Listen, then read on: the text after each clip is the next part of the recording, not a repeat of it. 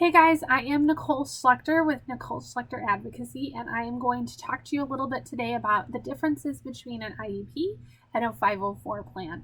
Just a little bit of background for you. I am a mom of four, and my oldest son has autism, ADHD, and anxiety, and we have kind of been through the ringer when it comes to special education. I'm a former educator, and I was still sitting at the table, the IEP table, feeling overwhelmed and lost and just unsure. So I started this journey so that no other parents are kind of sitting there at the table feeling like that. I want you guys to feel confident walking into a meeting knowing that you know your child best and being able to advocate for what is best for them. So let's get down to business.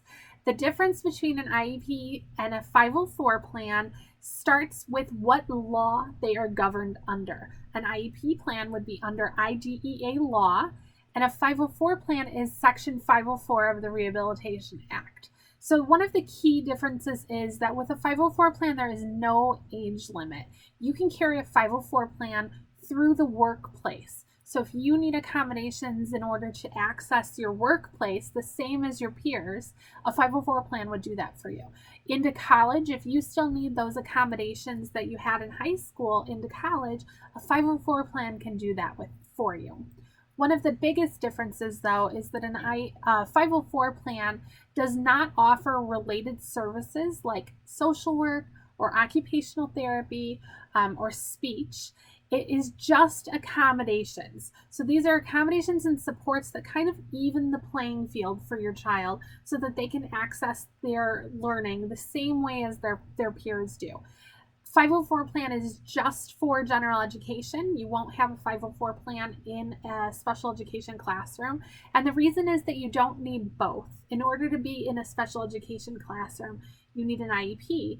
And an IEP can do everything that the 504 does. They just do a little bit more in the IEP. So specifically, those accommodations in the 504 would be like your extended test taking time and preferential seating. Just a little tip there, when you guys put preferred seating or preferential seating in your 504 IEP as an accommodation, be specific because that means something different for each child. Preferred seating could be closer to the teacher, or it could be in the back of the classroom. It can be away from distractions or near a schoolmate who is kind of a comfort person for them. That was an accommodation for my son for a while. He needed to be in a classroom with one person that he knew, and it didn't really matter who that was, but that person had to be his buddy for a little while he got used to the classroom. In an IEP, you have to have a disability that impacts your access to education. So you have to have a diagnosis at some point.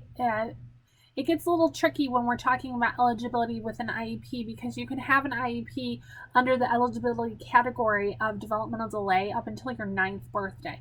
So you can carry that no diagnosis up until then. And some kids don't need an IEP after that. And so that's kind of why they do that.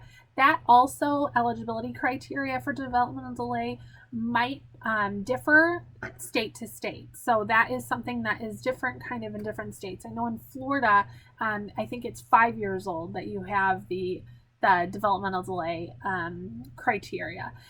In order to be eligible for an IEP, you have to meet the criteria under the IDEA law that will require you to have specialized services. So when you go to school and you say, I think my child needs extra help, one of the things that you guys will talk about is if your child has the skill to do the same things as their peers, or if it's something that they need to be taught.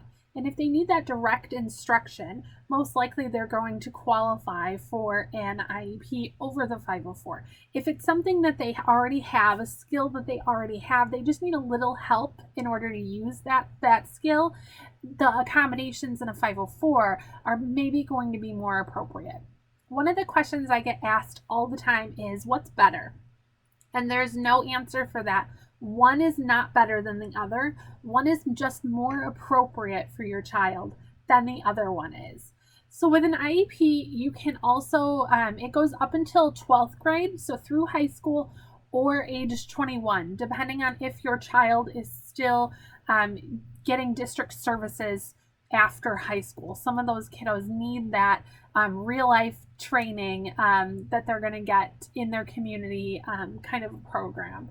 An IEP also, like I said, is going to have those specialized services. So those direct services like social work and occupational therapy and speech, those kinds of things. You'll have a specific amount of minutes per week, per month, per quarter, depending on how it's written in the IEP, that your child will access those direct services. Both IEP and 504 are legally binding documents, so the school has to follow both of them.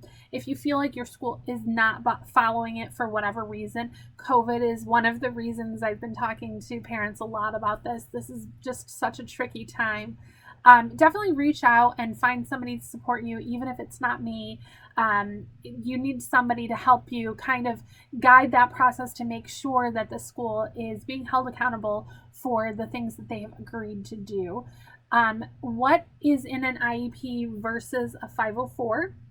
Again, a 504 is just those accommodations and supports, and occasionally it will be related services, although I have not seen that very often at all. I think only 1 or 2 504 plans that I've worked on with clients have had some kind of related service. There are no annual goals in a 504, so again, it's just those supports that your child needs in order to do the same things that their peers are doing. When we talk about an IEP, inside an IEP, you're going to have present levels, annual goals, related services, occasionally changes to placement, accommodations, and modifications. So accommodations and modifications are something that parents kind of get confused about. Accommodations are going to provide supports to access the curriculum, whereas modifications might change the curriculum or change the way your student accesses the curriculum. That isn't something that is in every IEP, just kind of like the placement change. You won't always need modifications. Sometimes you just need the accommodations. So just a few tips when we talk about IEPs: always ask for a draft copy. Even if they're not providing it, you need to ask for it. In the state of Illinois, it is a requirement that anything that is drafted ahead of time, any kind of evaluation results that the team may have, the parent should have access to 3 days prior to your IEP meeting. And if they can't meet that requirement, it is absolutely within your rights to say, I need the same information as the rest of the team as an equal IEP team member, and I'd like to reschedule until you guys can at a future date so that you can provide me with this information.